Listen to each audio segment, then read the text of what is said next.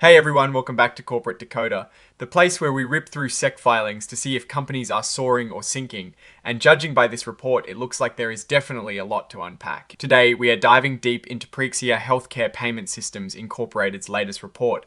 This is the kind of document that usually tells the real story behind the buzzwords, so let's see what is actually going on with PreAxia. Before we get into the nitty-gritty, if you love having complex financial documents broken down into plain English, smash that subscribe button, and don't forget to join our Discord community, linked in the description below, where we dissect these filings together. Alright, let's start with the balance sheet. This is like a snapshot of the company's financial health on a specific day. As of the 31st of August 2025, PreAxia had total assets of about $1.15 million.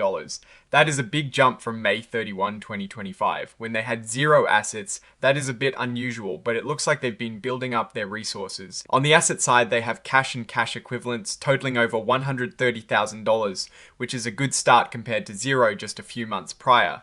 They also list prepaid expenses, which are basically payments made in advance for services or goods. Now, let's look at liabilities. That is what the company owes. Total liabilities are around $722,000 as of the 31st of August 2025.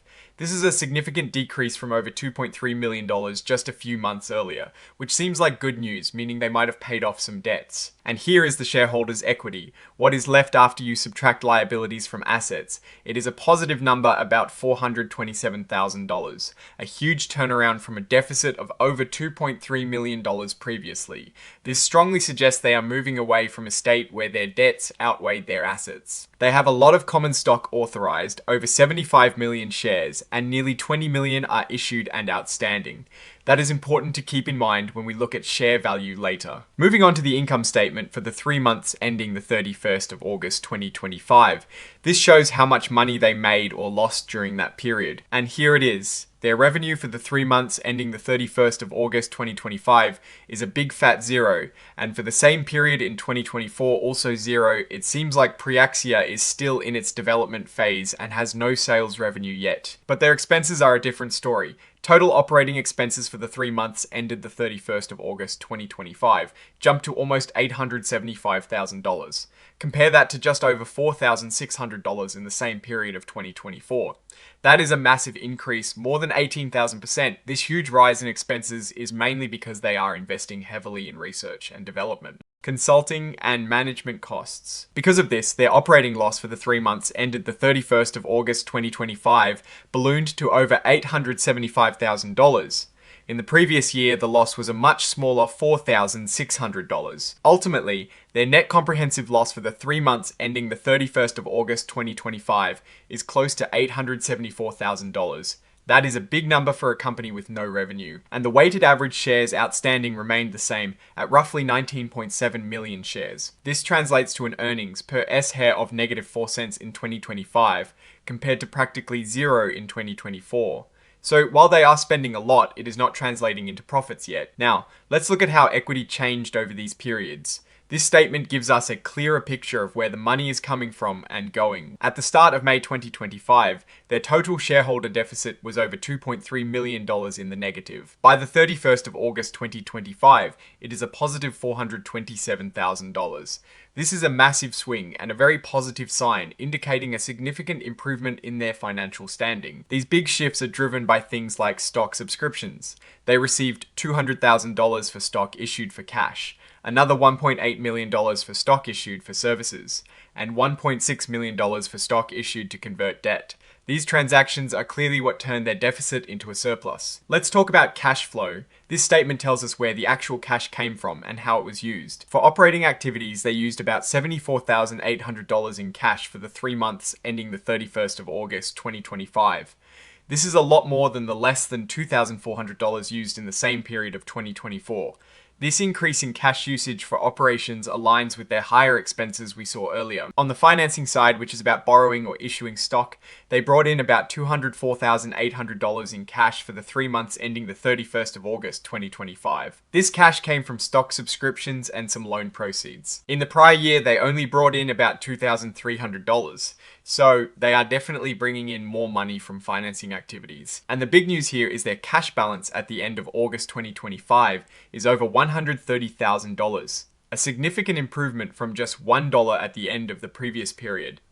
This shows they are managing to get some cash into the company. And look at these non-cash financing activities. Over $1.6 million in stock subscriptions were issued for debt, and another $1.6 million were issued for prepaid assets.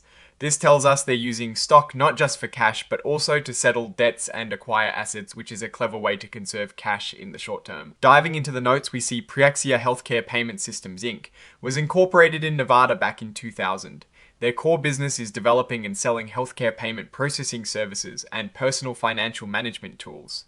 It seems they are still in the development stage, which explains the lack of revenue. They've also been busy setting up subsidiaries. In May 2025, they created Zane Inc. Kia in Canada to develop and market their financial management products. And then in September 2025, they established Zane Inc. US in Nevada to do the same.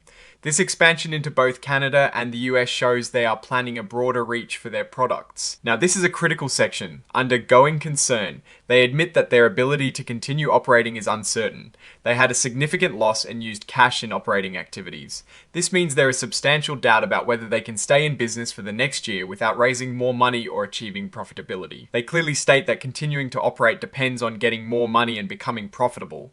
They don't have enough revenue or assets to cover their costs right now. It's a risky situation, but they are actively seeking investors. Interestingly, they are dealing with multiple currencies, mainly US dollars and Canadian dollars. Their subsidiaries in Canada use Canadian dollars, and when they report their financials, they have to convert those amounts into US dollars. This can create fluctuations due to exchange rate changes, which they track separately. They've also got a lot of potential stock equivalents out there from stock subscriptions. These haven't impacted the earnings per share calculation yet because they're considered anti-dilutive, meaning they would only decrease the loss per share if the company were profitable, which it is not. They're expensing research and development costs as they happen. For the 3 months ending the 31st of August 2025, they spent over $391,000 on R&D, a significant increase from zero in the same period of the prior year.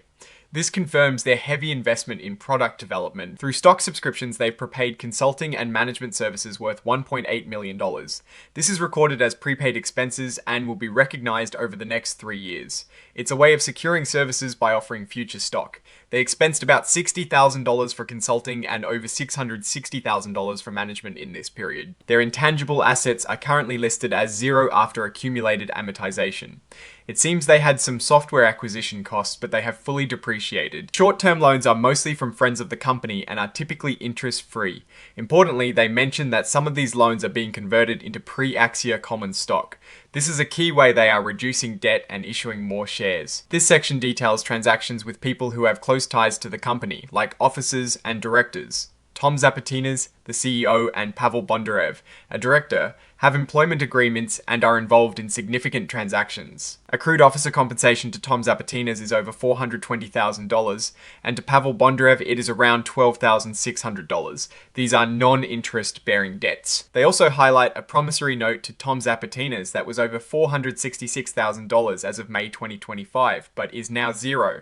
This debt was converted into stock subscriptions. Similarly, a convertible note payable to Tom Zapatinas, also significant in May, is now zero after being converted into stock. This shows a clear strategy of converting debt into equity. This section details the common stock and shareholder equity. As we saw earlier, the conversion of debt and issuance of stock for services and cash has significantly improved their equity position. They issued stock subscriptions for independent contractor agreements and consulting services, with a portion recognized immediately as an expense and the rest as prepaid expenses to be recognized over time. They also sold shares in a private placement, bringing in cash for working capital. These shares were issued in October. This report discusses segment reporting. PreAxia operates in effectively one segment, health savings account software development, but across 2 locations, Canada and the US. Expenses are split between these 2 operational bases. The expenses in Canada were over $403,000 for the 3 months ending the 31st of August 2025, compared to just over $2,100 in 2024. In the US, expenses were over $471,000, up from $2,500 in in 2024. This confirms continued investment in both regions. Looking at events after the reporting period, they established another subsidiary, Zane Inc. US, in September 2025. They also decided to start doing business as PreAxia, Zane Financial. More loan conversions to stock happened in October 2025. It seems they are actively cleaning up their debt by issuing shares. And by mid-October 2025, they issued over 34.5 million shares to settle those stock subscriptions. This is a huge number of new shares, which will likely dilute existing shareholders significantly. Now let's move to the management's discussion and analysis, or MD&A.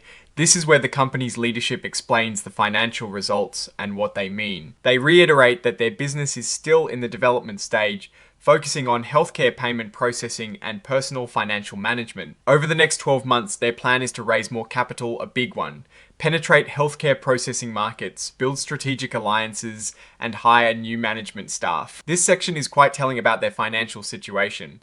As of the 31st of August 2025, they had about $130,000 in cash, up from virtually nothing. However, they still have a working capital deficit of over $232,000. That means their short-term liabilities are greater than their short-term assets. They practically spell it out. Their ability to survive hinges on selling more stock and becoming profitable. They project needing about $1 million over the next year to cover debts and fund their business plan. They plan to get this through private placements or loans, and they add a crucial disclaimer: there is no guarantee they will get the funding they need. If they don't, they might have to scale back operations or even shut down. This is a very real risk they are flagging. This table shows the working capital deficit shrinking from over $2.3 million to about $232,000. This improvement is thanks to converting debt to stock, selling stock for cash, and issuing stock for services. In the results of operations section, they confirm zero revenue for both periods. Total expenses for the most recent quarter were almost $875,000, a massive increase from about $4,600 in the prior year. This surge is driven by consulting, research and development, and management costs. Specifically, R&D expenses jumped to over $391,000, largely due to allocating funds from stock subscriptions. This shows a clear push towards developing their products. Under controls and procedures, they admit that their disclosure controls and procedures were not effective as of the 31st of August 2025. This suggests there are gaps in how they ensure accurate and timely financial reporting. On cybersecurity, they state they do not maintain customer lists or sensitive data currently, but plan to develop procedures to manage cybersecurity risks in the future. This might be a concern for a payment systems company, as the lack of current data protection procedures is noteworthy. Finally, the exhibits list a lot of historical agreements and documents. It's standard fare for these filings, showing the company's long history and the various acquisitions and agreements it has entered into. Honestly, looking at PreAxia, it's a company in a very early stage. They are burning through cash to develop products, which is typical for tech startups. The big win here is the massive improvement in their equity position, largely coming from converting debt into stock and issuing new stock for services and cash. This has significantly de-risked the immediate going concern issue, though it's still flagged as a substantial doubt.